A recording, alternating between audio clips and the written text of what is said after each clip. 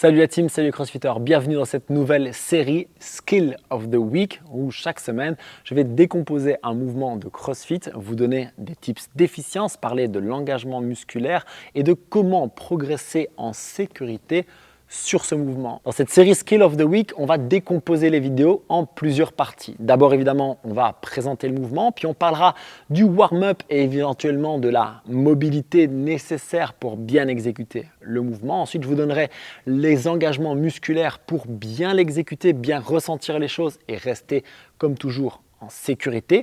On verra ensuite la respiration pour le mouvement, puis les adaptations en fonction de votre matériel, votre niveau, etc. Et à la fin de la vidéo, je vous donne aussi un workout pour mettre ce mouvement sous intensité. Aujourd'hui, on s'attaque au wall ball shot. Alors, c'est pas parce que c'est mon mouvement préféré, mais parce qu'il est relativement accessible pour tous les niveaux et qu'il peut aussi challenger les meilleurs d'entre nous.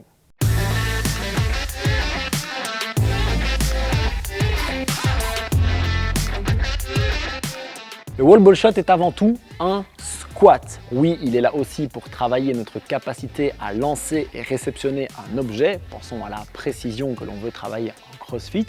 Mais c'est surtout un squat, donc un pivot des hanches. Je vais vous expliquer ça dans la partie engagement musculaire. Et ce sera important aussi pour le scaling. C'est toujours d'abord un bon squat que vous voulez faire avant de vous attarder vraiment sur la partie lancer de la balle. Alors c'est un squat, mais c'est aussi un lancer de balle. Et ça ressemble très fort à un push press. Donc en fait, le wall ball shot, c'est un peu un thruster, squat plus push press, où on lance l'objet à la fin. Ne le faites pas avec un kettlebell, ça me semble être une très mauvaise idée. Et je comprends bien que ça peut faire un peu peur au départ. Bien sûr, moi j'ai toujours été à l'aise avec les balles en main puisque je joue au basket depuis toujours.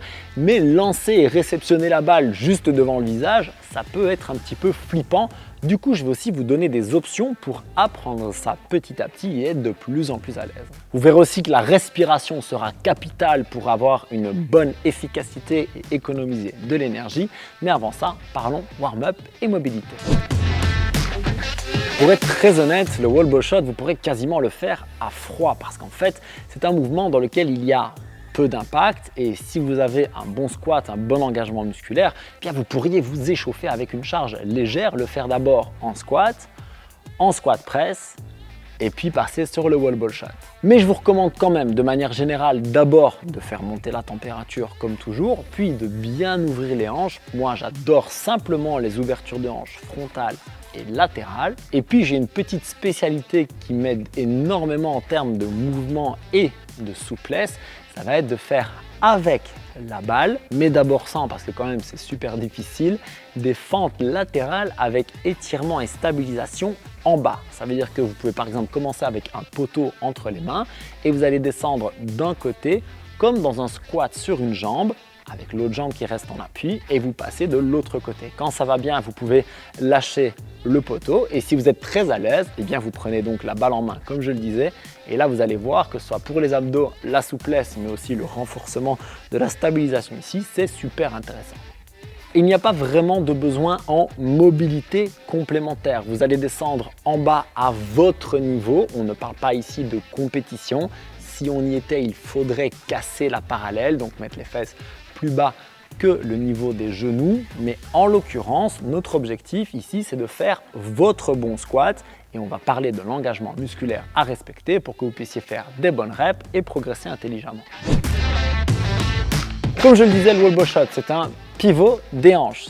Hinge, ça veut dire qu'on va avoir besoin de nos obliques tout d'abord pour protéger notre colonne lorsque l'on va descendre. Bien sûr, la charge est légère, mais malgré tout, faire un bon squat engagé au niveau des abdos, c'est l'idéal. Ça veut dire que lorsque j'ai la balle devant, ici je vais dire le bas du visage, je vais déclencher le mouvement en amenant mes hanches vers l'arrière et vers le bas avec mes abdos serrés.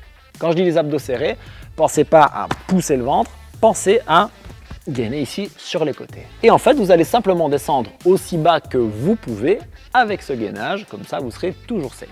C'est la première étape à maîtriser, ce front squat avec la balle dans de bonnes conditions. Et puis on va ajouter le press. Pour le press, l'idée c'est quand vous arrivez en fin du squat, vous allez accélérer, avoir une bonne contraction des cuisses et des fessiers et profiter de cet élan pour ensuite pousser avec les bras. Vous voyez que je pousse devant moi. Je n'ai pas besoin de pousser là. De toute façon, je ne lance pas la balle au-dessus de moi, mais devant. C'est absolument idéal. Vous verrez pour la suite. Et donc ici, je vais apprendre à enchaîner le thruster avec la balle, redescendre, faire le squat et repartir. Je vous donnerai un petit type d'efficience pour le retour juste après. Et l'étape d'après pour apprendre le wall ball shot, en fait, c'est de faire pareil, faire le squat, lancer la balle, faire un pas en arrière et la laisser retomber. Pourquoi? Parce que comme ça, vous ne vous tracassez pas encore de la balle qui peut vous retomber sur le coin du visage. Ici, on est juste dans l'idée de pouvoir faire le squat, le push press et le bon lancer, idéalement jusqu'à la cible que vous vous serez fixé. Pour l'information quand même, je vous le dis, chez les hommes, c'est 3,05 m, ça veut dire que la balle doit toucher au-dessus de cette ligne-là, et pour les femmes, c'est 2,75 m. Maintenant, il nous reste à mettre ça avec le fait d'enchaîner les reps, mais on veut rester en sécurité. Et pour ça, il y a deux choses. La première, j'en parlais, c'est de garder les abdos gainés quand je descends et quand je remonte de mon squat. Mais le fait de lancer la balle et de la réceptionner en ayant peut-être un peu peur, ça peut me faire ça. Et si je fais ça, je vais descendre dans mon squat en creusant le bas du dos et ça aussi, ça peut me causer du tort. C'est pour ça qu'on va d'abord apprendre à faire un bon squat, une bonne poussée et qu'on va juste toucher le mur devant et enchaîner à partir de là pour se rassurer. Et puis lancer la balle 10 cm plus haut, et puis peut-être 20, puis peut-être 30, etc. jusqu'à être à l'aise avec l'idée de lancer et réceptionner la balle. Au niveau du positionnement des mains, vous voulez les mettre autour de la balle, jamais en dessous, ça ne fonctionnera pas. Vous voulez être autour et elle veut être plus ou moins à hauteur du bas de votre visage. Imaginez le centre de la balle qui soit au niveau de votre menton. Alors c'est pas parfaitement exact, mais c'est un bon point de repère pour commencer. Au niveau des conseils d'efficience, donc pour être efficace et économiser de l'énergie, honnêtement, ça va surtout se passer dans la partie respiration qui est juste après. Mais il y a une chose à faire qui fonctionne plutôt bien, particulièrement si vous êtes plus petit que moi, parce qu'avec ma taille, c'est très compliqué. C'est lorsque vous finissez la répétition en haut et que la balle est en train de monter et de redescendre, vous pouvez relâcher les épaules et revenir vous placer. Personnellement, je n'aime pas parce qu'avec ma taille, eh bien, la balle, elle revient très vite. Et puis avec mes longs bras faire ce mouvement-là, en fait, c'est pas vraiment une économie d'énergie. Mais par contre, les personnes que je connais qui sont plus petits, plus dynamiques, eh bien, ils apprécient vraiment le fait de pouvoir relâcher les épaules pendant une fraction de seconde avant de revenir, particulièrement quand il y a vraiment beaucoup de reps. Au niveau de la respiration, c'est super intéressant parce qu'il y a plein de techniques, mais je vais aller droit au but. La première que vous devez apprendre à maîtriser, c'est inspirer par le nez sur la descente en gainant vos abdos, comme on l'a dit, et puis souffler en haut. Ça fait... Et ça va déjà vous permettre de contrôler votre fréquence cardiaque et d'avoir une bonne efficacité. Si vous voulez aller un petit peu plus loin, vous pouvez essayer la même chose à l'inverse. En fait, puisque en bas, j'ai plutôt la cage thoracique fermée et en haut, plutôt la cage thoracique ouverte, ça peut être intéressant de souffler en bas et inspirer en haut. L'idée, c'est vraiment de tester les deux variantes et de voir celle que vous préférez. Et pour finir, la technique miracle quand on est complètement carbonisé en wall ball shot, c'est la double respiration. Ça veut dire que je vais souffler en bas, inspirer sur la montée, souffler en haut, inspirer sur la descente. Ça marche du tonnerre. Et je vous le dis, ça s'apprend. Ne le faites pas quand vous avez la fréquence cardiaque basse parce que vous allez hyperventiler, mais quand vous serez très haut, quand vous serez vraiment fatigué, c'est juste une tuerie. Et comme toujours, ces skills, ils se pratiquent. Je vous invite à essayer, d'abord à basse intensité, puis à plus haute intensité, et le workout qu'on fera juste après s'y prêtera extrêmement bien. Pour ce qu'on va appeler le scaling, l'adaptation de ce workout en fonction de votre niveau, de votre objet, etc. La toute première chose à voir, c'est que si vous voulez mettre ça sous intensité, il faut que vous ayez une option qui soit safe et qui vous permette justement d'aller en intensité en confiance. Pour ça, je vous recommande d'abord de faire le wall ball shot avec moins d'amplitude parce qu'effectivement, cette hauteur peut vous perturber et peut vous donner un peu cette crainte et du coup ce mauvais squat. Avant tout, soyez certain de faire un bon squat et d'avoir la bonne coordination. Donc vous pouvez lancer l'objet à 5 cm de vos mains et c'est très bien. Imaginons que vous ayez 100 reps à faire et que vous en avez fait 2 fois dans votre vie, ce sera déjà largement suffisant comme difficulté. En fonction de l'objet que vous avez, c'est intéressant aussi d'adapter le wall ball shot. Ça veut dire que si vous avez un medicine ball dur, ne lancez pas la balle aussi haut, c'est vraiment hyper dangereux. Si vous n'avez pas de medicine ball, vous pouvez pratiquer ce mouvement donc sans lancer l'objet forcément avec dumbbell et kettlebell et on se retrouve avec une forme de thruster que vous allez lancer légèrement devant vous et ça va hyper bien fonctionner. Soyez juste certain de le faire très léger puisque les wall ball shots en théorie se font à 9 kg pour les hommes, 6 pour les femmes ou 6 pour les hommes, 4 pour les femmes. Donc c'est très léger, même si ça peut franchement cramer. Si vous faites ça avec des thrusters, soyez certain aussi d'être avec une charge qui vous permette de faire beaucoup de reps et de super bien respirer. Comment adapter les wall ball shots à des blessures ou des gênes éventuelles? La première, c'est si vous avez mal à l'épaule, je vous invite à faire le wall ball sans lancer l'objet et en le poussant un peu devant vous. En général, cette amplitude-là est très bien acceptée par l'épaule et si ce n'est pas le cas, il est carrément temps d'aller vous soigner. Mais pendant le workout, vous pouvez de toute façon alors faire des simples front squats avec la balle ou l'objet entre les mains. On appelle ça un goblet squat. Ce sera tout à fait idéal pour simuler quand même la même intensité, le même stimulus.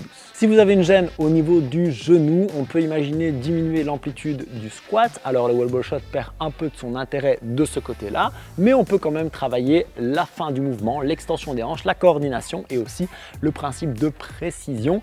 Et alors vous descendez simplement là où vous pouvez sans avoir mal, vous venez lancer l'objet, le réceptionner et ça peut super bien fonctionner aussi. Ce petit workout pyramidal que je vous ai prévu, je l'ai déjà testé et j'en ai des gros souvenirs. J'espère qu'il va vous plaire aussi. On va faire une séquence donc en reps qui montent et qui descendent. Et comme il va y avoir beaucoup de reps, avant de vous détailler la suite, je vais vous donner les options. Pour les wall ball shots, on va donc d'abord se tracasser d'avoir un squat de bonne qualité et vous pouvez lancer la balle moins haut que la cible théorique ou faire juste le thruster vers le mur. Et puis si vous avez une gêne à l'épaule ou pour X ou Y raison, vous pouvez vous contenter de faire le squat avec la balle devant, mais l'idéal reste de faire quand même ce push press et d'amener la balle, quitte à ce que ce soit à 45 degrés au-dessus des épaules. Pour les push-ups, vous pouvez les faire sur les pieds, vous pouvez les faire sur les genoux, ou vous pouvez les faire sur un objet surélevé. Cherchez toujours à garder un super gainage et engager vos pecs. On va donc faire 10, 5, 20, 10, 30, 15, 30, 15, 20, 10, 10, 5 et vous avez un paquet de reps comme je le disais. On passe donc des wall ball shots au push-up, etc., etc. Le but est de faire cette séquence le plus vite possible. Votre respiration va avoir un énorme rôle à jouer. Soyez certain de faire un effort bien régulier et bon courage pour les 2 séries de 30 dont je me souviens très bien. Je vous invite forcément à me dire quel autre mouvement vous voulez que je couvre dans ces Skills of the Week. Ce sera avec grand plaisir puisque mon but c'est de vous donner un maximum de répertoire gestuel avec une technique, avec une sécurité et avec une efficience optimale. Si vous voulez voir aussi comment j'utilise cette philosophie Train Hard, Train Smart et comment je mets cette pédagogie au service de ma programmation, vous pouvez recevoir une semaine de programmation gratuite en cliquant juste ici et je vous enverrai aussi chaque jour une vidéo de conseils privés pour booster votre progression. On continue à s'entraîner dur et intelligemment et je vous retrouve très vite pour la suite. Peace!